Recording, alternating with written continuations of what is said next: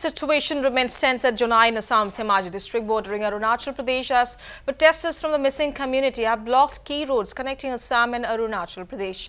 The protests organized by Takam Missing Poring Kebang, Missing Mimag Kebang and Takam Missing Mime Kebang began today, demanding immediate justice for two individuals who were allegedly brutally murdered in separate incidents.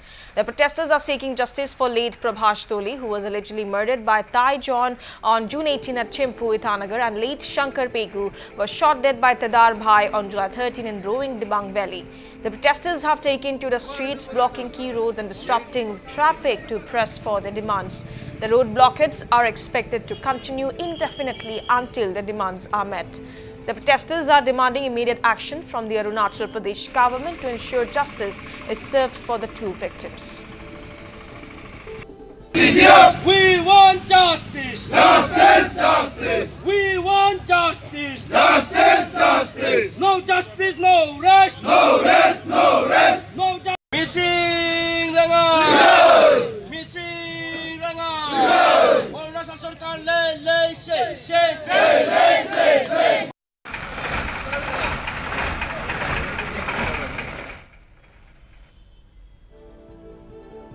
Situation remains tense at Jonai in Assam's Dhemaji district bordering Arunachal Pradesh as protesters from the missing community have blocked key roads connecting Assam and Arunachal Pradesh. The protest organized by Takam Missing Poring Kebang, Missing Mimag Kebang and Takam Missing Mime Kebang began today, demanding immediate justice for the two individuals who were allegedly brutally murdered in separate incidents.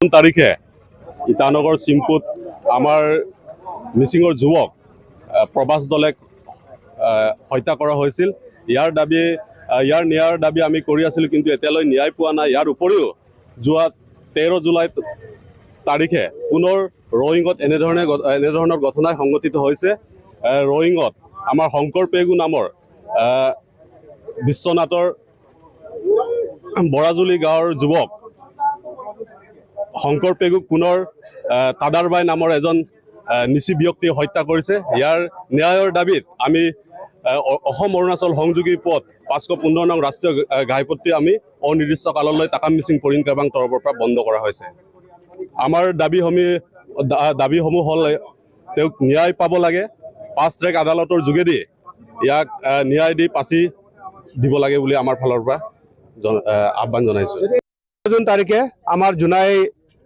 সমজিলাৰ ডেকাফাম গাঁৱৰ প্ৰভাস দলে নামৰ এজন ব্যক্তিক ইটানগৰ সিংপুট ঠাইজন নামৰ এজন ব্যক্তিয়ে ধাৰে গফিয়াই যি নিৰ্মমভাৱে হত্যা কৰিছে এই হত্যাৰ প্ৰতিবাদত আমি কেইদিনমান আগতে প্ৰতিবাদ কৰিছিলোঁ একেটক গ্ৰেপ্তাৰ কৰি উচিত শাস্তি দিবৰ কাৰণে অৰুণাচল গভৰ্ণমেণ্ট আৰু আমাৰ অসম গভৰ্ণমেণ্টক আমি দাবী জনাইছিলোঁ আৰু ৰোড ব্লকেট কৰিছিলোঁ কিন্তু এতিয়ালৈকে এমাহ নোহোৱাৰ ইহঁতক মানে একো কৰায়ত্ব কৰি কিনে ইহঁতক শাস্তি নিদিয়াৰ আগতে আকৌ যোৱা 13 জুলাই তাৰিখে যিটো শংকৰ পেগু নামৰ আমাৰ বিশ্বনাথ জিলাৰ এজন মিছিং যুৱকক পুনৰবাৰ গুলিয়াই হত্যা কৰিলে ইয়াৰ প্ৰতিবাদত আমি টাকা মিছিং পৰিং কেবাং মিছিং মিমাক কেবাং টাকা মিছিং মিমাক কেবাঙে আমি সমগ্ৰ অসমত আমি প্ৰতিবাদী কাৰ্যসূচী ৰূপায়ণ কৰিছোঁ ইয়াতে আমি ৰুকচিন গেটত অৰুণাচলৰ পৰা অহাই হওক আমি অসমৰ পৰা অহাই হওক হিয়তক আমি সম্পূৰ্ণৰূপে ৰোড ব্লকেট কৰা হৈছে ইয়াতে যেতিয়ালৈকে একেট দুজনৰ ন্যায় নাপাওঁ তেতিয়ালৈকে আমি গণতান্ত্ৰিকভাৱে আমি আন্দোলন কৰি থাকিম আৰু প্ৰতিবাদ জনাই থাকিম ইয়াতে আমি ক'ব বিচাৰিছোঁ সম্পূৰ্ণৰূপে ইয়াত অৰুণাচল চৰকাৰৰ সম্পূৰ্ণৰূপে ব্যৰ্থ হোৱা আমি পৰিলক্ষিত